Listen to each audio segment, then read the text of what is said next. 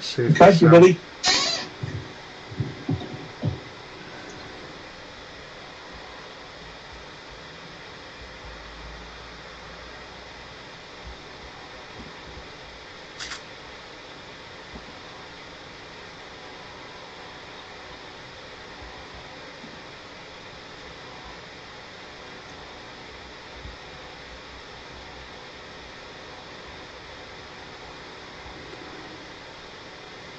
It says we're live.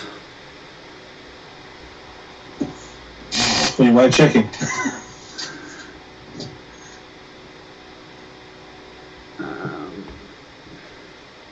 Possibly not at the moment. Let's close that.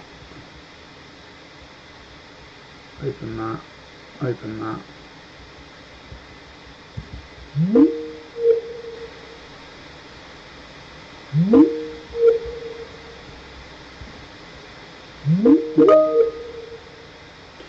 Paul can see us. You are live. Somebody's telling me I'm live. Hello, welcome. Sorry about the delay and all that. We have been putting together in the background some technical stuff, but not in the way that we usually see it, more in the sense of looking at this thing called Restream, and that's allowing us to stream to Facebook, Twitter and to YouTube all at the same time. So thank you for bearing with us on this one. We do really appreciate it, and we again are glad that you are here. It's been a little bit difficult. Some of you may have seen that we've been running some tests. This evening I've got Richard with me again from the helpline. Richard, how are you doing? Good evening. Yeah, I'm doing fine. Thank you very much. Good stuff. How's things on the helpline? Everything okay? Emails going well? We're taking the questions as usual. Yeah, we're very busy. Yeah. Good stuff. Good stuff. I'm just wondering whether someone could... Yeah, thank you, Jordan, for putting that in there. It's just saying that we are live and everybody can hear us. Please could someone just make sure that we can hear Richard as well, nice and clear, with a quick thumbs up. That would be ideal. We're going to jump into some question and answers tonight. So if you do have any questions, I saw that on the test that we was running, somebody asked us a few questions. So if you want to put your questions back in here, that would be much appreciated. We've got some prepared questions that have pretty much come off the back of some webinars that we've been doing. Some of you guys that have been on Twitter or that are on YouTube know that we do some webinars. You've seen some of our tweets that are going out. Someone's put in here, Richard, just quickly, isn't the helpline closed? Was told today that they closed, it was closed. No, as far as I'm aware, I've not actually been on the helpline itself. Yeah. Because I've been answering emails, but as far as I'm aware, the helpline's been open on the usual hours. Yeah. Okay, good stuff, good stuff.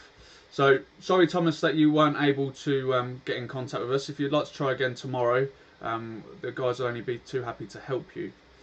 So just jumping into some questions then. EICR on a fairly... No, we've done that one. I'm sure we've done that one, Richard. And Which one's that? There we go. Let's do it. I have done that one as well. Why are we getting all the same questions then? Do homeowners have 28 days to rectify C1, or do we have to fix it right there and then? They're asking there and then, and ask for payment for the work that's done. I know we've mentioned something about this in the previous webinars as well. Yeah, I'm a little bit confused by the word homeowner, because obviously legislation-wise in the private rented sector it applies to landlords. Yeah. So certainly a landlord has the requirement to notify the local builder control where there is an unsatisfactory outcome, and he has 28 days to rectify the faults. Mm-hmm. But that is the landlord's responsibility. Okay. Okay, so... I don't know whether that answers the question.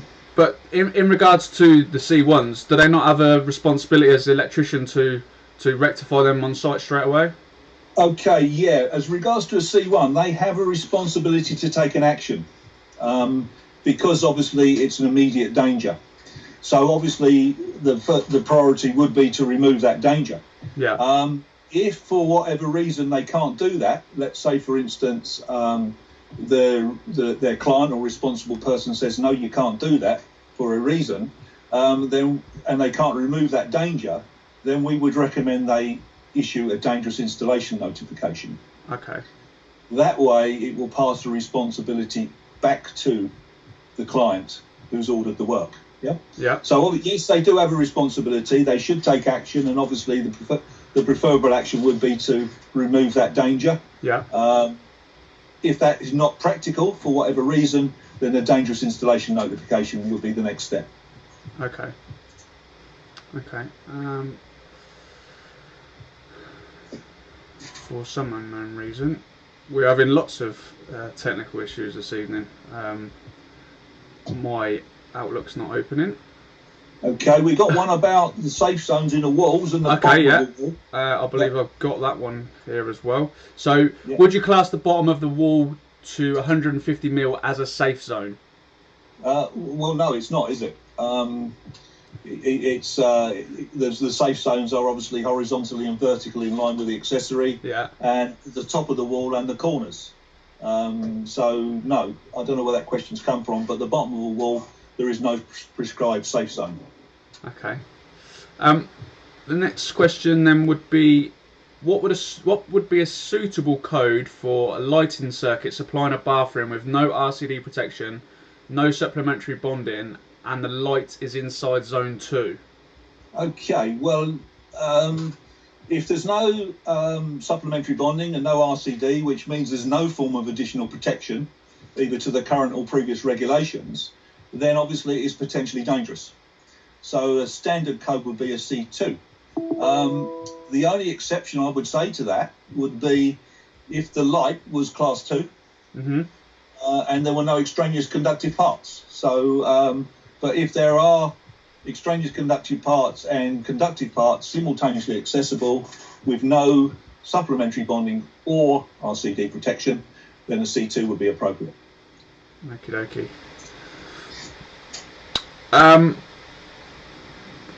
When the outcome of an EICR is unsatisfactory, what should you do?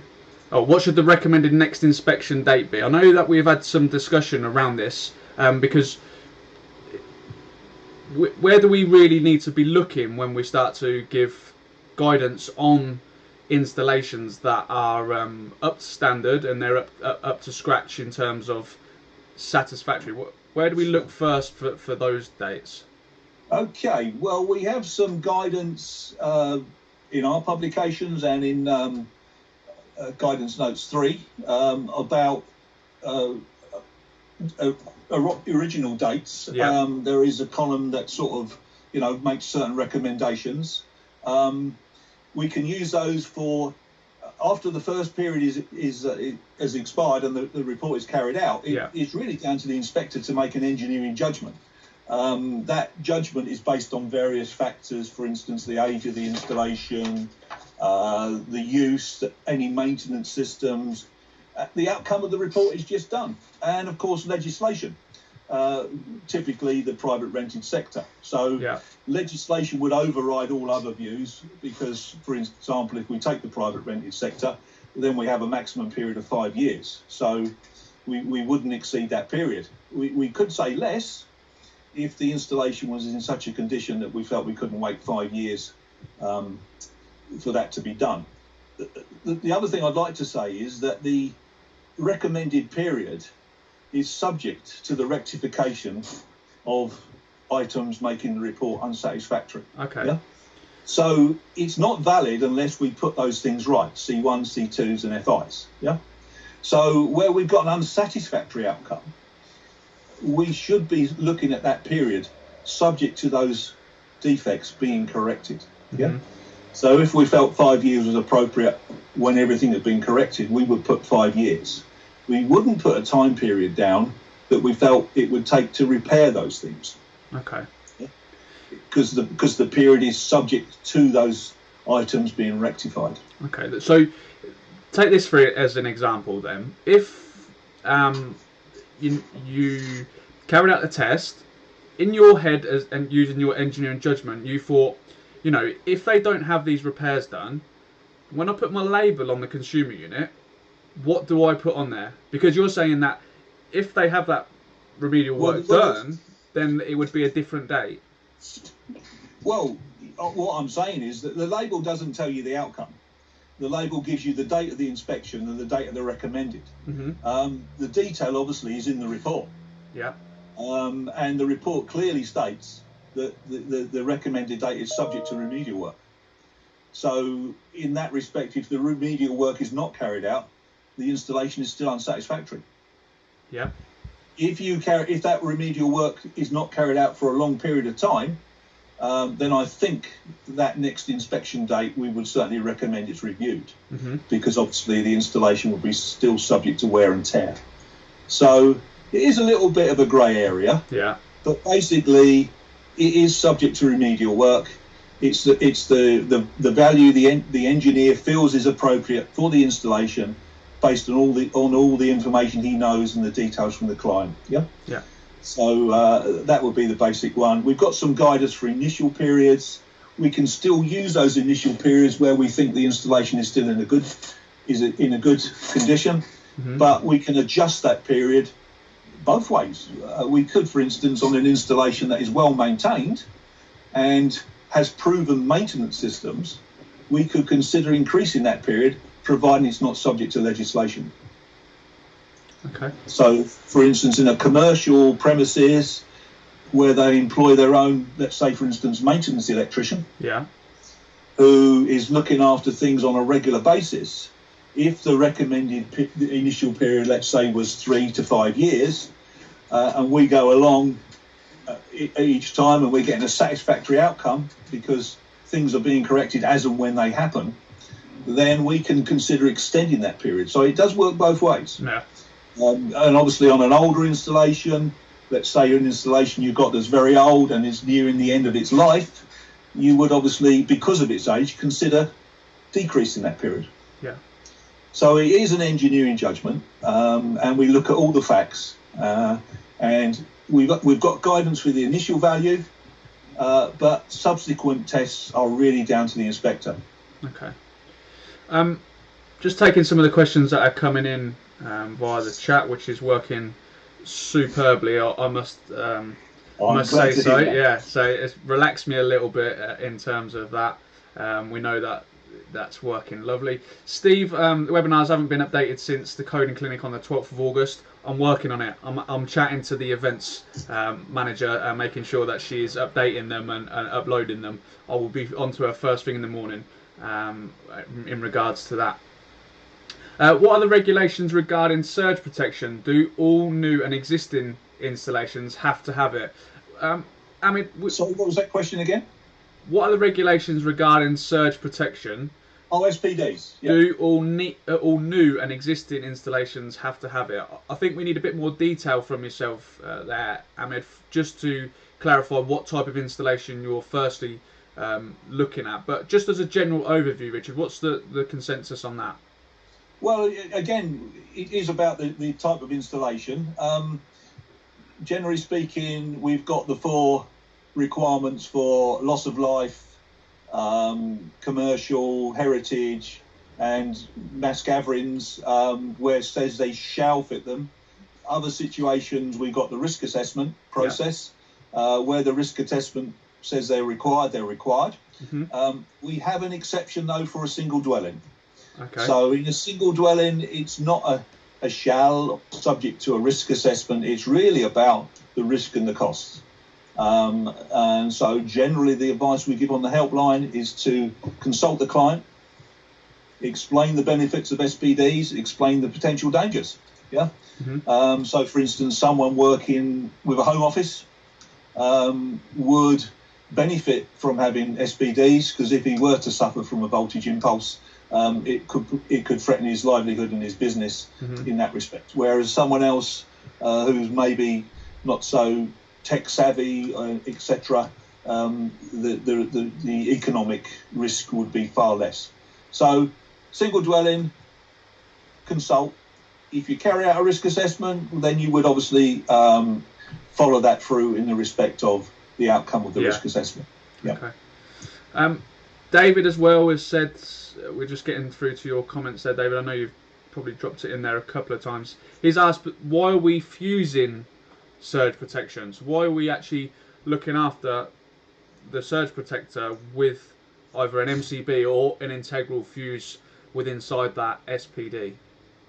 Well, that's probably mainly down to the characteristics of the SPDs, and also there's a regulation that says the failure of an SPD shouldn't affect the running of the installation. So if you had a massive short on an SPD and you blew the main fuse, that would cause major inconvenience to the rest of the installation. Mm-hmm. So that's one very good reason why we do it. It's really, in most cases, done in accordance with manufacturer's instructions. But of course, they are covered in the regs. They do require fault protection. They require fault protection either internally or externally. So again, there may be devices within the SPD that says you don't need additional fault protection, but where they're not fitted, you would need it. So hence the need for separate protective devices for the SPDs. Okay. Lee's put here, interesting comment on the Class 2 fitting. So I think he's referring back to your question, or the question and answer previous. I feel more education is needed for EICR reporting. It would be good to see the NIC EIC do a book on coding examples. Anything in the pipeline? Well, there's a simple answer to that, Lee, and Thomas below, he's mentioned it as well. We do. It's called Best Practice Guide number 4, and you can get it from the Electrical Safety First website. Within that document, that's everybody that sits within the industry have come together to compile that document. So people may have different documents that are out there, and that may be their own opinion. However, we work from Best Practice Guide number 4. That is the industry guidance where everybody comes together, sits around a table, and all agrees codes. So you can download that as many times as you want. Simply go to Best Practice. Get this right now. Electrical Safety First.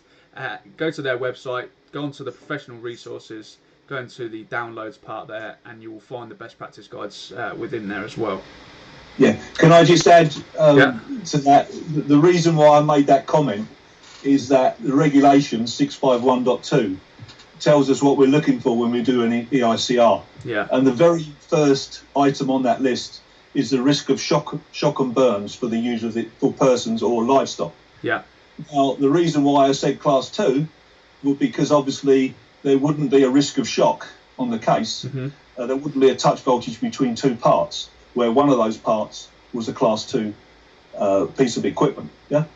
So that was the reason and that would obviously lower the risk, mm-hmm. and therefore affect the observation code awarded. Okay. Hopefully that's cleared that up for everybody that was locked into that question. Let's see what else we've got here. There's a few people going through.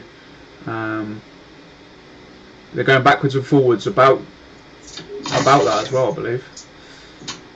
Moving back over to the questions then, Richard. What are the maximum ZS values permitted for a TT installation? Yeah, TT regulations, we're really looking at the RCD for fault protection. Mm-hmm. So we're looking at the 50 volt rule based on the size of the RCD. Those values are given in table 41.5. So for instance, if you had 100 milliamp time delay as a part of your TT installation, let's say for example, as was common practice as a main switch, then 500 ohms would be the value. Yeah. Yeah. It's all laid out in the calculation and the regulations 411.5.3, and it's basically 50 volts over the current it takes to disconnect the protective device, which in this case is an RCD, and the rating, the current operating value of that particular RCD. Okay. I hope that clears things up in that respect. Hopefully.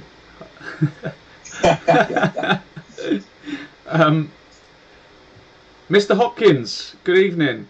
In an agricultural setting where livestock are kept in multiple sheds of a metal structure, should each shed be TT'd individually? What about the distance? Do we need to consider the distance, or could it just be TT'd at the mains? He's asking. Nice of him to put lots of lines there. It'd be easier if you could read it off of one, Mr. Hopkins. Did you get that, Rich? Well, I think I got it. I'll try anyway. Right, okay, within the regs, there's no sort of requirement for the number of earth electrodes that we install.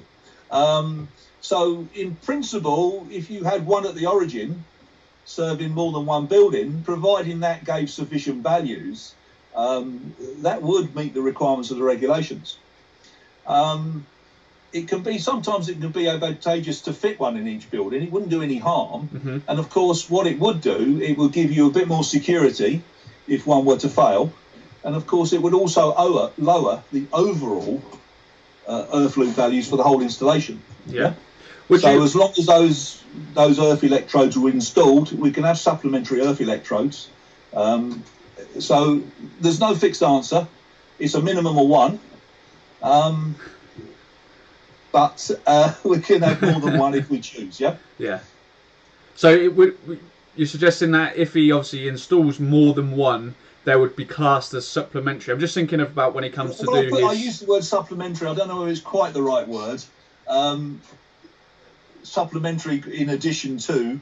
I think in this respect it might not be the right word, but it certainly wouldn't do any harm. Mm-hmm. And they would all be part of the fault path, because they would obviously, if they're all off the same supply, then they're going to have common earth fault paths, which will go through each earth electrode. It's really a question of reliability and sufficient loop values. Yeah, I was just thinking about when he carries out his EIC, and then he's obviously going to have to put some sort of earthing arrangement down.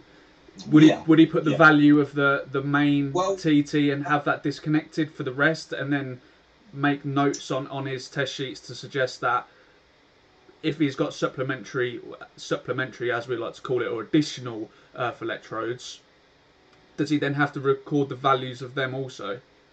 Not necessarily. I think as we've got a minimum of one, which will always be at the origin, that's obviously going to be the main earth electrode, and that would certainly be the value that I'd record on the first page where we're putting the characteristics at the origin.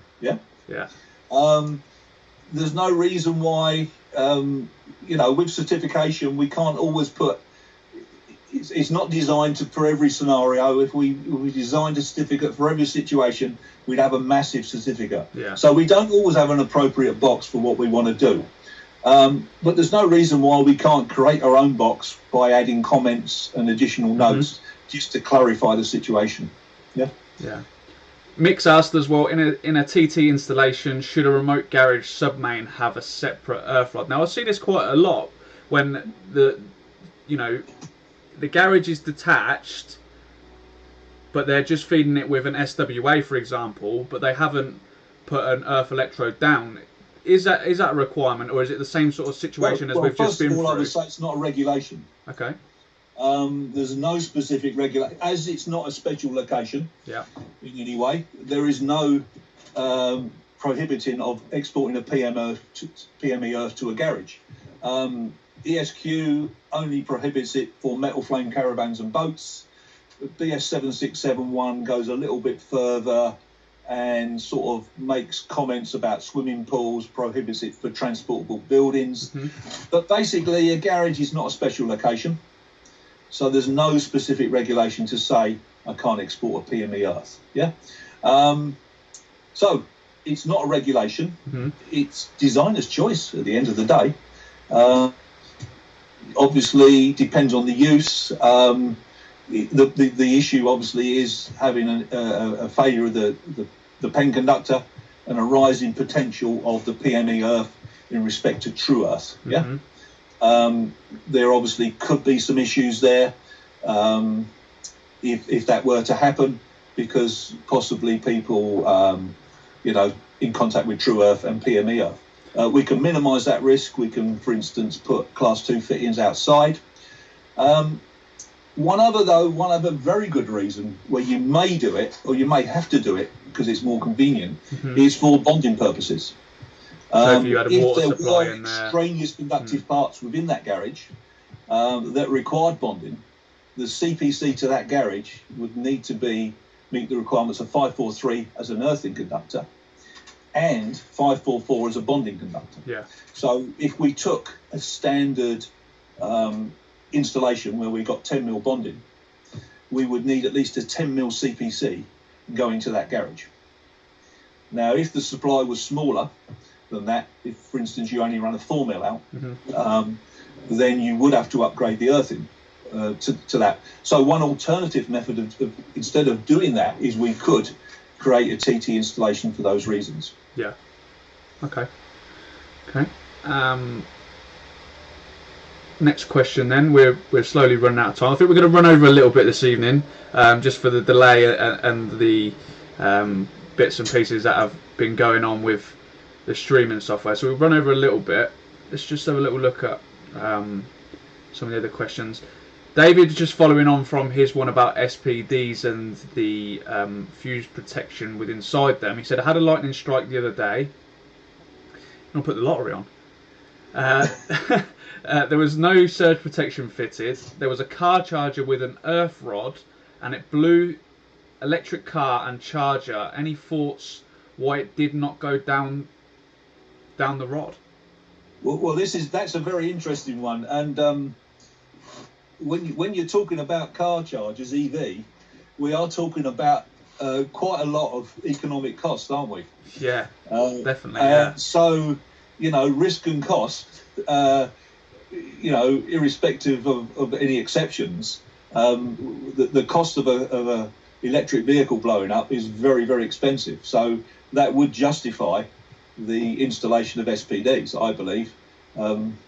Would be interesting to know whether, David, there you had the car charger put in after the 18th edition, so we're not going previous editions. It'd be interesting to understand what the logic was or the thought process was of the installer or whoever it was, whether it was yourselves or whoever. It'd be interesting to see there as well. Next question. Yeah, so just one other point on that one as well. It would also be worthwhile checking the manufacturer's instructions. Yeah. Because if this were to become a more common incident, they may start insisting that you do have SPD protection if it's only solely for the EV point. So manufacturer's instructions would be, I think, very important as well as a reference. Yeah. Okay.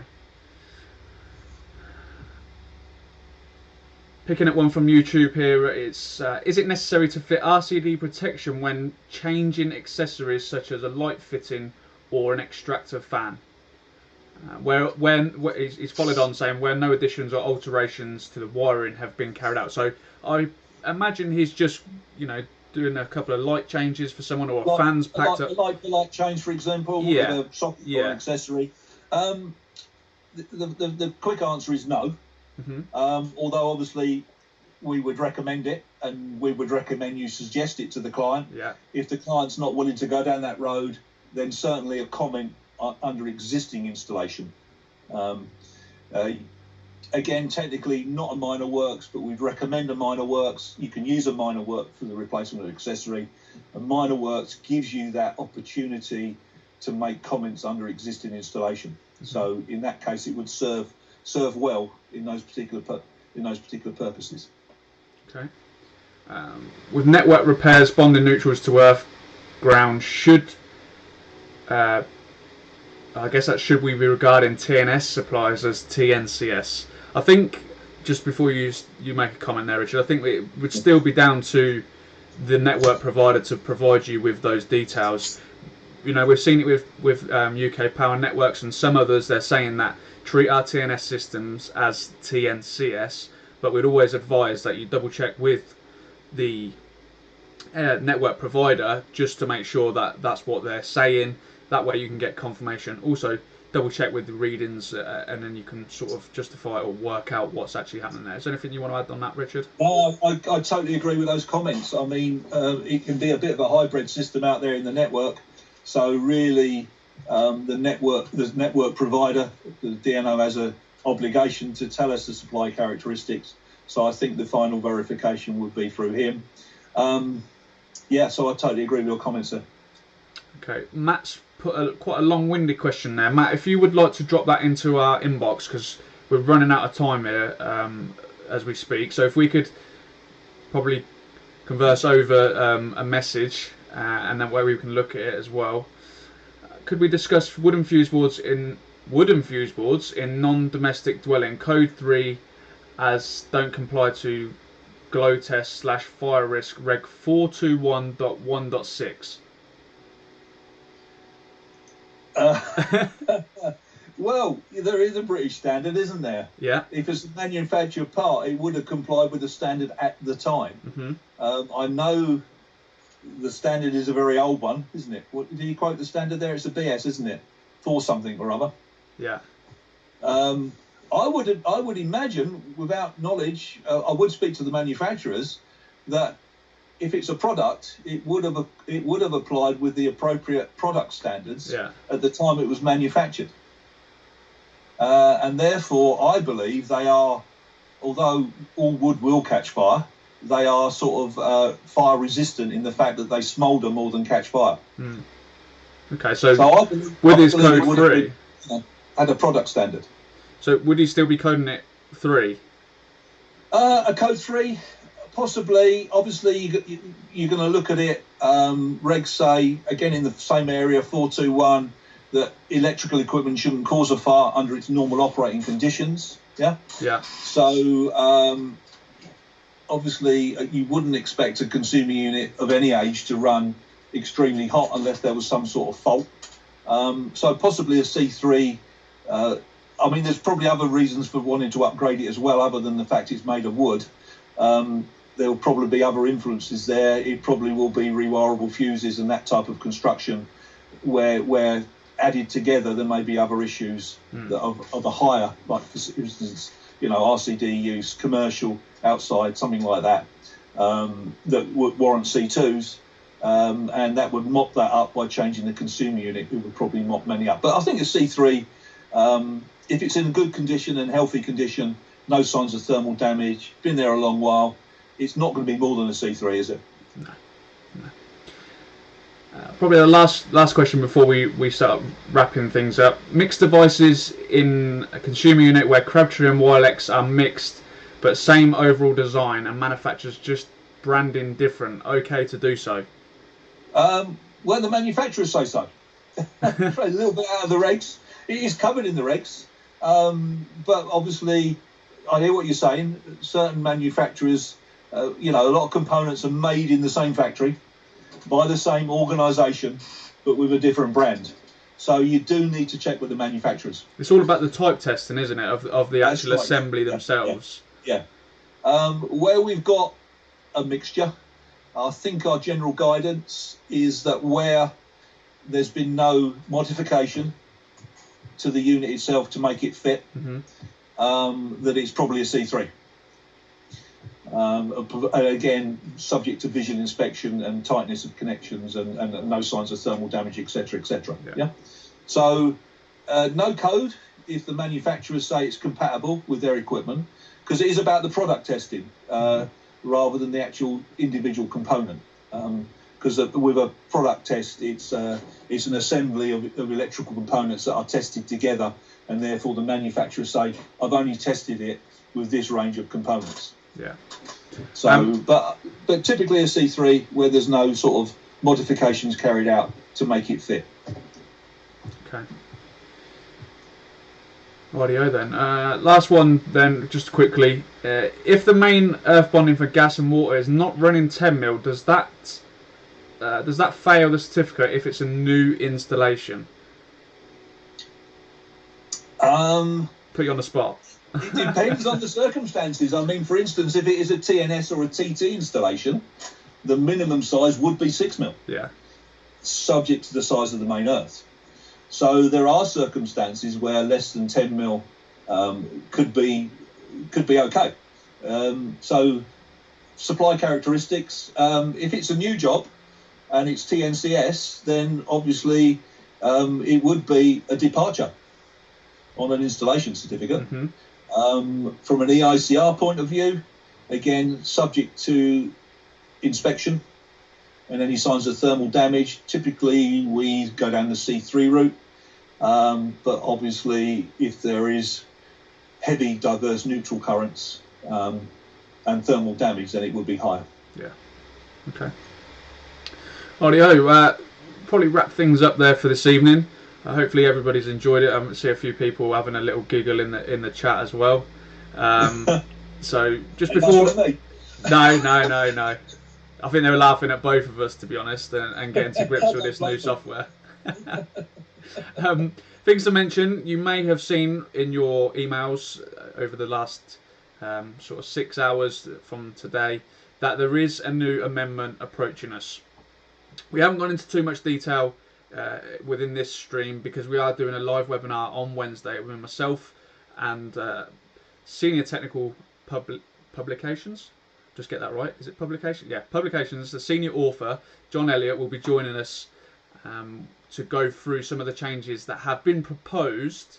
And I use that word quite clearly because they are proposed changes, and we were going to be showing you where to go to be able to comment on it. And it really is important that you do take the time out to comment, because that's effectively shaping the way you work on a day-to-day basis. So keep an eye out on the socials for a link to be able to go and register if you haven't already done so. Check your emails as well, because I'm sure there will be a link in there. Sign up, and we will look forward to seeing you there. Is there anything else that you want to say, Rich?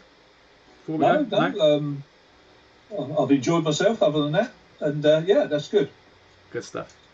Thank you very much, everyone. Look forward to seeing you soon.